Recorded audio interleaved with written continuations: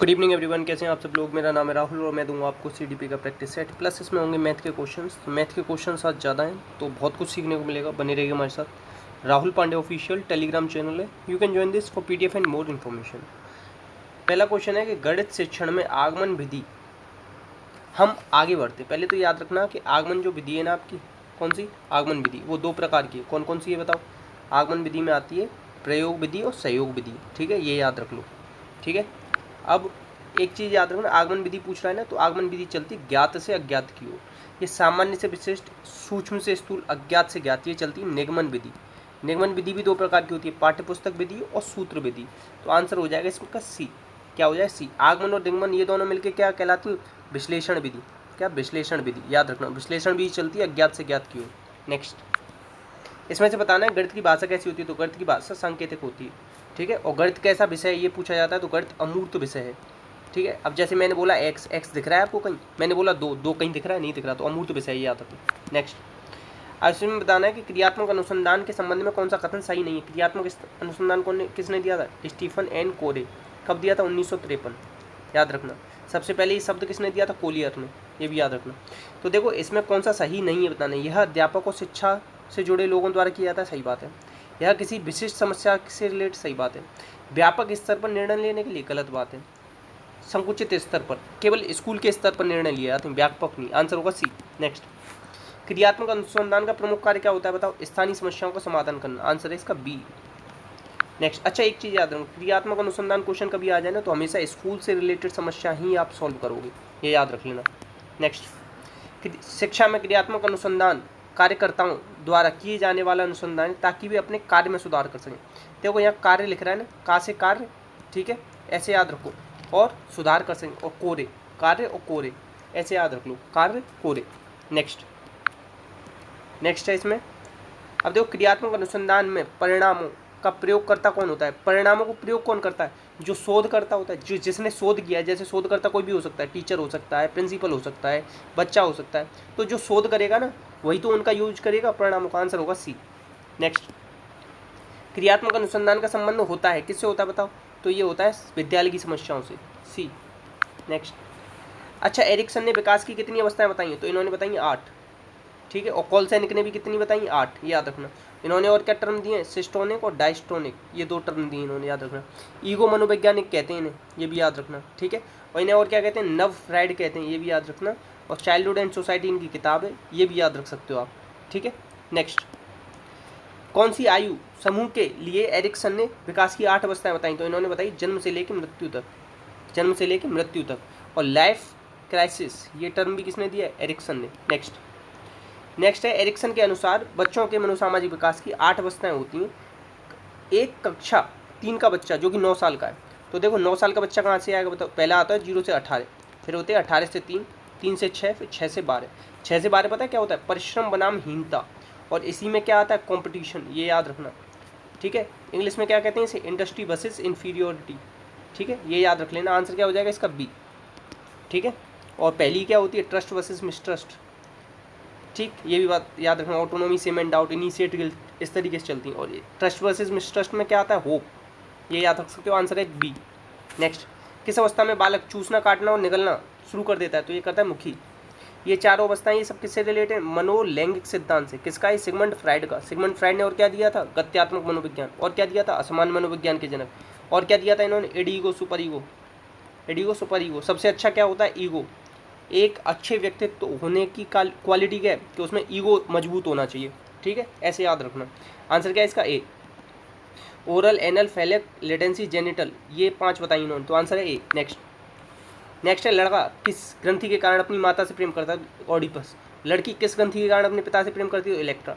कब आती हैं ये ग्रंथियाँ, तो ये आती हैं मनोलैंगिक सिद्धांत में, ठीक है, ये याद रख सकते हो। ओरल, एनल, फेलिक, लेटेंसी, जेनिटल, 0 से 18, 18 से 3, 3 से 6, इस अवस्था में आती हैं, ठीक है, याद रखना। फेलिक स्टेज में, कहाँ पे आती है, फेलिक स्टेज में। आंसर क्या हो जाएगा इसका, ए, ठीक, याद रख लेना। नेक्स्ट, 0 से 18, 18 से 3, 3 से 6, सही है, आंसर इसका ए। नेक्स्ट, अपने आप को प्रेम करने की प्रवृत्ति को क्या कहते हैं, तो इसे कहते हैं नार्सिसिज्म। सबसे ज़्यादा कब होता है, किशोर अवस्था में। और कहाँ होता है, शैशव अवस्था में भी होता है, ठीक है, याद रखना। आंसर क्या हो जाएगा, सी। दिया किसने, ये सिगमंड फ्राइड ने। उन्होंने क्या दिया है और बताओ, प्रक्षेपण, इन्हीं से रिलेटेड। और इन्होंने क्या दिया है, साइकोपैथोलॉजी ऑफ एवरीडे लाइफ, ये किताब है इनकी। इनकी बेटी है एक अन्ना फ्राइड, याद रखना। एडलर, युंग और आपका एरिक्सन, हॉर्नी, ये सब इन्हीं के शिष्य हैं। ये भी पूछा गया क्वेश्चन, आंसर है इसका सी। नेक्स्ट, लिबिडो भी दिया है सिगमंड फ्राइड ने, ये भी याद रखो। मानव व्यक्तित्व के मनोलैंगिक विकास निम्न में से किसने महत्व दिया, तो इन्होंने फ्राइड ने ही तो दिया था, ऊपर ही बताया मैंने आपको। तो क्वेश्चन नंबर 4, क्वेश्चन नंबर 10 का आंसर क्या हो जाएगा, डी। ठीक है, नेक्स्ट है, अलमारी में रखी वस्तु जब हम वहाँ नहीं पाते और परेशान हो जाते हैं, फिर कुछ देर बाद सोचने में पता लगता है दोस्त को दी, तो कुछ देर बाद मतलब कुछ देर तक सोचोगे कि कौन सी चीज़ आती है, अर्धचेतन मन से निकल के बाद। आंसर होगा इसका बी, याद रखना। अचेतन मन कितना होता है, 9/10। चेतन मन कितना होता है, 1/10। ठीक है, ये भी याद रख सकते हो। नेक्स्ट, अब देखो फ्राइड ने दुश्चिंता का निम्न में से कौन सा प्रकार नहीं बताया, तो देखो आतंक दुश्चिंता, ऐसी कोई दुश्चिंता बताई नहीं उन्होंने, आंसर हो जाएगा डी। नेक्स्ट, मनोलैंगिक विकास की किस अवस्था में इड अहम के बीच द्वंद्व होता है, तो देखो ऐसे याद रखो, जब बचपन में लड़ाई होती थी तो क्या कहते थे, तेरे में गूदा है तो थप्पड़ मार के दिखा, ऐसे कहते थे ना। तो देखो इड और अहम इन गूदा अवस्था, इस तरीके से याद रख लो, आंसर है बी। मैंने तो ऐसे याद कर रखी है। ठीक है, नेक्स्ट, किसके अनुसार जीवन का प्रथम वर्ष आसक्ति के विकास में सबसे महत्वपूर्ण है, तो देखो आप कभी स्किनर ने अवस्था दी है, नहीं दी। थॉर्नडाइक ने दी है, नहीं दी। सिगमंड फ्राइड ने दी है, ओरल एन दी है, चलो ठीक है। अब एरिक एरिक्सन, अब ये कह रहा है आसक्ति, आसक्ति किस में आती है बताओ, होप किससे आती, पहली अवस्था में। एरिक एरिक्सन नहीं तो दिए, वो आंसर क्या हो जाएगा इसका डी। स्किनर ने क्या दिया, बिहेवियर ऑफ ऑर्गेनिज्म किताब दी है, और क्या दिया, बियॉन्ड फ्रीडम एंड डिग्निटी, ये किताब दी है। ठीक है, थॉर्नडाइक, अधिगम के सबसे पहले सिद्धांत किसने दिए, थॉर्नडाइक ने दिए, याद रखना। और क्षेत्र, प्रसार, गति और स्तर, ये 4 चीज़ें बताई हैं बुद्धि के अंदर, किसने, थॉर्नडाइक ने, ये भी याद रख सकते हो। और थॉर्नडाइक ने क्या दिया बताओ, मूर्त, अमूर्त, सामाजिक, ये 3 बुद्धि बताई हैं। स्थूल, सूक्ष्म, प्रत्यक्ष, 3 व्यक्तित्व बताएं। आंसर क्या हो जाएगा इसका डी। नेक्स्ट, एरिक्सन ने अपनी किताब किस में मनोसामाजिक विकास की 8 अवस्थाएं बताई, देखो ऊपर ही बता दिया था मैंने क्वेश्चन, तो क्वेश्चन नंबर इसको 1 मानना और इसका जवाब आप देना, मैंने ऊपर ही बताया था इसका जवाब। ठीक है, नेक्स्ट, एरिक्सन के मनोसामाजिक सिद्धांत में निम्न में से कौन सी नहीं है, अगर वो किताब का ना जवाब मालूम पड़े ना तो कमेंट बॉक्स में पूछ लेना, बता दूंगा।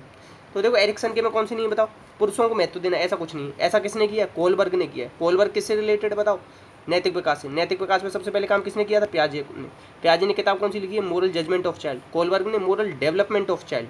ठीक है, कोलबर्ग ने कितनी स्टेज दी, 6। लेवल कितने बताएं, 3 लेवल को, और क्या कहते हैं, स्तर। इसको क्रिटिसाइज किसने किया है, कैरोल गिलिगन ने, ये सब याद रखना। और इन्होंने क्या दिया, जेंडर कॉग्निटिव थ्योरी, एक है जेंडर स्कीमा थ्योरी, ये किसने दी, एस.एल. बेन ने। ठीक, आंसर हो जाएगा डी। नेक्स्ट, एरिक्सन ने निम्न में से 3 कारक बताएं, परिणाम बताओ कि कौन से कारक दिए, तो मैंने बताया था ना ऊपर, इन्हें ईगो मनोवैज्ञानिक कहते हैं, तो ईगो यही है और इनमें से कहीं पर भी नहीं है, तो आंसर क्या हो जाएगा ए। आंसर क्या हो जाएगा ए। नेक्स्ट है, किस मनोवैज्ञानिक ने अपने सिद्धांत में स्पष्ट किया कि सिस्टोनिक और डायस्टोनिक, ऊपर ही बताया था ना, सिस्टोनिक और डायस्टोनिक किसने दिए थे बताओ, याद आया, एरिक्सन ने दिए थे। युग ने क्या दिया, साइकोलॉजिकल टाइप्स, अंतर्मुखी, बहिर्मुखी, ये 2 बताएं मुख्य। और आधुनिक युग का 20वीं शताब्दी का सबसे अच्छा वर्गीकरण इसे ही माना जाता है। सामूहिक अचेतन मन का प्रत्यय भी इन्होंने दिया था। The psychology of everyday life, ये छोड़ दो, इनकी किताब का नाम है द साइकोलॉजी ऑफ अनकॉन्शियसनेस। और दूसरी कौन सी, साइकोलॉजिकल टाइप्स, ये जो बता रहा था ना एवरीडे लाइफ, ये तो सिगमंड फ्राइड की है। ठीक है, याद रखना, आंसर क्या हो जाएगा इसका सी। नेक्स्ट है आपका, जब बालक विश्वास बनाम अविश्वास के संघर्ष का सफलतापूर्वक समाधान कर लेता है तो उसमें क्या आती है, आशा। बता दें, पहली अवस्था में क्या आती है, होप। ठीक है, और देखो पहली अवस्था है ट्रस्ट वर्सेस मिसट्रस्ट, तो इसमें आता है होप। दूसरी है autonomy versus same and doubt, तो इसमें आती है विल पावर। तीसरी है इनिशिएट वर्सेस गिल्ट, तो आती पर्पज़। चौथी इंडस्ट्री वर्सेस इन्फीरियरिटी, इसमें आती कंपटीशन। इस तरीके से आखिरी में आता है लव, केयर और विजडम। एक 5वीं छोड़ दी मैंने आपको। ठीक है, 5वीं आप लोग ढूंढना या नहीं, बता दूंगा नेक्स्ट टाइम। आंसर क्या है इसका ए। नेक्स्ट, अब देखो प्रभावशाली शिक्षण में निम्न में से कौन सी विशेषता नहीं होती, तो कौन सी विशेषता नहीं होती, अंग्रेजी भाषा की अच्छी जानकारी। अब देखो यहाँ शिक्षण की बात कर रहा है, यहाँ इंग्लिश के टीचर की बात करी ना कुछ करी, तो केवल अंग्रेजी भाषा से क्या मतलब है। ठीक है, यहाँ पे पूछता कि अंग्रेजी शिक्षण, अंग्रेजी टीचर में क्या होना चाहिए, अंग्रेजी से रिलेटेड, तब तो सही हो जाता, मगर यहाँ कोई बात ही नहीं करी। ठीक है, इस तरीके की चीज़ें भी देखा करो। अपनी प्रसिद्ध पुस्तक में किसने लिखा कि व्यक्ति का नया जीवन शुरू होता है किशोर अवस्था से, तो ये किसने लिखी, स्टेनले हॉल, किसने, स्टेनले हॉल, हल कर रहा हूँ सॉरी, स्टेनले हॉल, याद रखना। अब इन्होंने क्या दिया, आकस्मिक विकास का सिद्धांत दिया, और क्रमिक विकास का सिद्धांत किसने दिया, थॉर्नडाइक ने दिया, ये याद रखना, ठीक है। स्किनर ने और क्या चीज़ दी, इन्होंने दिया चेनिंग और शेपिंग का संप्रत्यय, और क्या दिया इन्होंने दिया है प्रोग्राम्ड लर्निंग, कब दिया बताओ, 1960। चूहे और कबूतर पर प्रयोग कब किया, 1938, ये भी याद रखना, ठीक है। और इन्होंने क्या दिया बताओ, ऑपरेंट कंडीशनिंग और इंस्ट्रूमेंटल कंडीशनिंग, ये याद रख सकते हो, ठीक है। और क्या याद रख सकते हो इनके बारे में याद रख सकते हो इतना ही, ठीक है। आंसर है डी। नेक्स्ट, आवश्यक रूप से सीखना जुड़ा हुआ है, सीखना किससे जुड़ा हुआ बताओ, व्यवहारवादी उपागम से। व्यवहारवादी उपागम से रिलेटेड क्या है, ब्लैक बॉक्स थ्योरी, ये भी याद रखना। किसने दिया था ये दिया था वाटसन ने। वाटसन के बेटे का नाम क्या था, अल्बर्ट, ठीक है। इन्होंने किसके सिद्धांत को यूज किया था, इन्होंने क्लासिकल कंडीशनिंग, पावलोव वाले सिद्धांत को यूज करते हुए काम किया था, ठीक है। ये सब याद रखना, ठीक। और इनकी एक पत्नी और थी रेनर नाम की, वो भी याद रखना, वो भी पूछा गया है कई बार, ठीक है। सामाजिक की बात कौन करता है, समाज की बात करता है बैगोट्स्की, जिसने ZPD दिया था, ये याद रख लेना। और क्या दिया था इन्होंने, रेसिप्रोकल टीचिंग का concept, questioning, clarifying, summarising, predicting, ये सब याद रखना। आंसर क्या हो जाएगा इसका, ए, आंसर हो जाएगा ए। अब ये पूछ लेना अगर कि केवल व्यवहार शब्द किसने दिया था, तो मैकडूगल ने दिया था। मैकडूगल की किताब है इंट्रोडक्शन ऑफ सोशल साइकोलॉजी, ठीक है। और इनकी एक और किताब है आउटलाइन ऑफ साइकोलॉजी, और इन्होंने चेतना को बुरा शब्द माना, ये सब भी याद रखना। नेक्स्ट, अच्छा इतना ज़्यादा मैं एक्सप्लेन कर देता हूँ, मुझे लगता है कभी ज़्यादा ना हो रहा हो तो आप लोग कमेंट बॉक्स में बताना, ज़्यादा तो नहीं हो रहा है, समझ में आ रहा है ना आपको। सीखना एक लक्ष्य निर्धारित क्रिया है, तो क्या है इसमें सभी चीज़ें आएंगी, अपने आप भी देख लोगे। देखो एक चीज़ याद रखना, उपयुक्त सभी आ जाए ना कहीं और आपको कुछ समझ में ना आए तो बस वही लगाना। नेक्स्ट, अब देखो इसमें बताना है कि 54 दे रखा है इसका मान, तो इसकी वैल्यू कितनी होगी, तो इसकी वैल्यू कितनी होगी, पहले 1 पॉइंट के बाद है, फिर 2, फिर 3, मतलब पहले 2 के बाद है, फिर 4 के बाद है, फिर 6, फिर 8। तो पता है कैसे करेंगे इसे, 5.4, फिर क्या करेंगे 5.4, फिर क्या करेंगे, रुको दोबारा बताता हूँ, पहले करेंगे 5.4, फिर क्या करेंगे, फिर करेंगे 0.54, फिर क्या करेंगे 0, इस तरीके से करेंगे 1 2 3 1 2 3 0.0054, इस तरीके से। तो आंसर क्या आ जाएगा इसका, आंसर आ जाएगा 4, इसका आ जाएगा 9 9 9.5, ये आंसर आ जाएगा इसका, ठीक है। मतलब देखो इसमें से 1 पॉइंट के बाद यहाँ लगा दिए, अब इसमें 4 है तो यहाँ ये 2 होता है तो 2 पॉइंट के बाद, यहाँ 6 है तो 3 पॉइंट के बाद, यहाँ 8 है तो 4 पॉइंट के बाद, ऐसे ही बस जोड़ करना है, ठीक है। नेक्स्ट, अब इसका जवाब बताना है आपका, तो देखो 3/4 तो ऐसे ही लिख लो की पावर 3, अब ये माइनस दे रखा है तो उल्टा कर लो इसे, गुणा 3/4 की पावर 7 बराबर 3/4 की पावर 2x, ठीक है। 7 और 3 कितने हो गए 10, तो और नीचे सब बराबर है तो 10 बराबर कितना हो गया 2x, तो x बराबर कितना आ गया, x बराबर आ गया 5। नेक्स्ट a+b 5 दे रखा है, स्क्वायर दे रखा है 13, a-b बताना है, a बड़ा है 20 है, तो देखो इसको 3 मान लो, इसको 2 मान लो, 5 3 3 का 9 और 4 13, सही है। तो 3 में से 2 गया तो कितना बच गया, 1 ही तो बच गया। आंसर क्या हो जाएगा, आंसर हो जाएगा 1। समझ में आया, इसकी वैल्यू 3 मान ली, इसकी वैल्यू 2, खुद से भी मान के देख लिया करो सेट हो रही है नहीं हो रही, मगर मुझे तो पता है कौन कौन सी माननी चाहिए क्योंकि कई बार कर रखा है। अब इनका स्क्वायर करके देख लो, सही फिट बैठ रही नहीं। 3 का 9 होता है, 2 का 4 13 हो गया, अब 3 में से 2 गया तो 1 हो गया। समझ में आया हो तो बता देना कमेंट बॉक्स में। एक राजमिस्त्री ने 70 घंटे में एक दीवार का निर्माण करने की कहा, 7 घंटे काम किया, ब्रेक ले लेता है, तो कितना काम बचा है, तो देखो 70 में से अभी कितना काम बचा है बताओ, 7 घंटे काम किया तो 63 काम बचा हुआ है ना, तो गुणा 100, इससे ये गया 7 नाम 63, ठीक है। तो कितना हो गया, तो ये आएगा 0.9, कितना आएगा 0.9। अब देखो दोबारा देख लेते हैं इसे, 7 नाम 63, हाँ 0.9 ही आएगा, आंसर आ जाएगा इसका 1।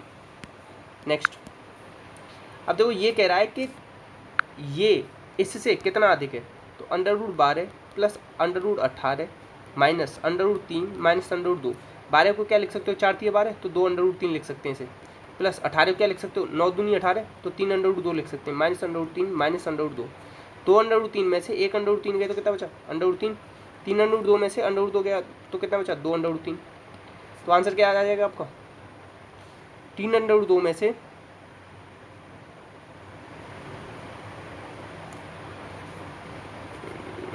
3 √2 है यहाँ, और यहाँ पे क्या है √2, तो 2 √2 बचेगा ना, हाँ 2 √2 बचेगा, क्या बचेगा 2 √2, 3 √2 में से √2 जाएगा तो 2 √2 ही तो बचेगा, तो आंसर हो जाएगा इसी वाला।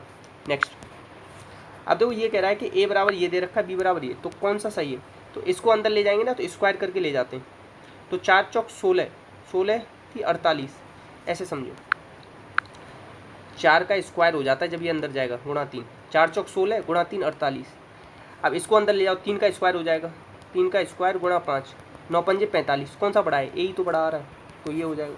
नेक्स्ट, अब देखो इसमें से कौन सा, इसमें कह रहा है बड़ी संख्या बताओ, तो इसको अंदर ले जाएंगे जब तो क्या हो जाएगा, 3 का स्क्वायर 9, 9 दूनी 18, 3 का स्क्वायर 9, 9 7 63, 6 का स्क्वायर 36, 36 पंजे कितना हो गया, 36 पंजे 6 पंजे 30, 3 5 15 16 17 18, अंडर 180, 2 का स्क्वायर 4, 4 दूनी 8 80, तो बड़ा कौन सा आ रहा है, 6√5 ही तो आ रहा है, कौन सा आ रहा है, 6√5।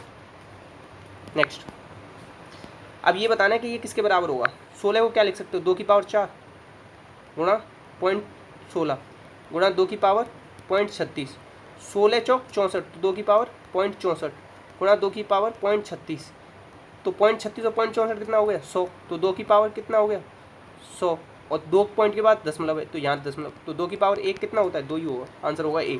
नेक्स्ट, इसमें बताना है कि ये किसके बराबर होगा। तो देखो पहले इनको कर लो, तो माइनस का माइनस में गुणा होगा तो क्या हो जाएगा प्लस, ठीक है, 2 दूनी 4, तो -1/2 की पावर क्या आ गया 4। तो किसी भी सम घात होती है तो ये अंदर वाला ऐसे देखो, -2 की पावर 2 है, ये यहाँ सम आया ना, तो इसकी वैल्यू क्या आएगी 4। अगर कह दूँ मैं माइनस और 2 की पावर 2, तो इसकी वैल्यू क्या आएगी 4।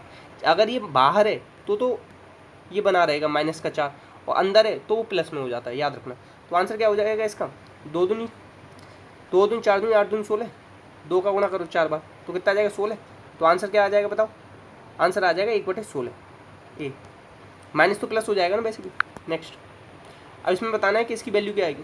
तो देखो इन दोनों minus minus plus minus minus plus, तो ऊपर तो क्या आ जाएगा प्लस की पावर 1, तो -2 की पावर 1, तो आंसर क्या आ जाएगा -2।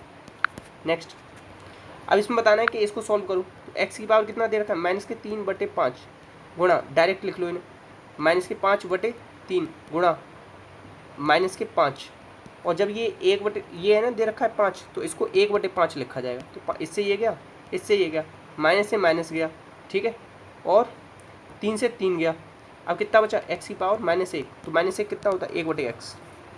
नेक्स्ट, अब इसमें कह रहा है कि 10%, 20%, 50% का क्रमिक छूट, एकल छूट कितने बराबर, 10% कितना होता है 1/10, तो 10 से कितनी छूट होगी 9, 20% 500, 5 से 4, 50% 1/2, 2 से 1/2, 2 पे 1 की छूट कितनी हुई तो 1, ठीक है, 2 दूनी 4, 2 पंजे 10, ठीक है, 5 25, और यहाँ आ गया 9, तो 25 पे कितने की छूट हो गई, 9 रह गया तो 16 की छूट हो गई ना, गुणा 100, 25 चौका 100, 16 चौक 64, 64% की छूट हो गई, एकल, आंसर होगा बी। नेक्स्ट, अब इसमें कह रहा है साधारण ब्याज पर कोई राशि 4 वर्ष में इतनी, 5 वर्ष में इतनी हो जाती है, तो राशि ज्ञात करो। 4 वर्ष में 400 हो रही, 5 वर्ष में 420, तो 1 वर्ष में कितनी बड़ी 20, तो 4 वर्ष में यहाँ कितनी बड़ी होगी 80, तो 400 में से 80 गया तो कितना बचा 320, तो राशि कितनी है सी। नेक्स्ट है आपका, अब ये कह रहा है x बराबर इतना दे रखा है, तो इसकी वैल्यू बताओ। x बराबर ये है आपका √5 + 2 लिख सकते हो इसे, क्योंकि √5 बड़ा होगा 2 से, ठीक है, तो 1/x कितना आएगा, √5 - 2, हमेशा माइनस हो जाता है। अब इन दोनों को क्या करो, घटा लो, ठीक है, तो x -1 x - 1/x की वैल्यू कितनी आ गई 4।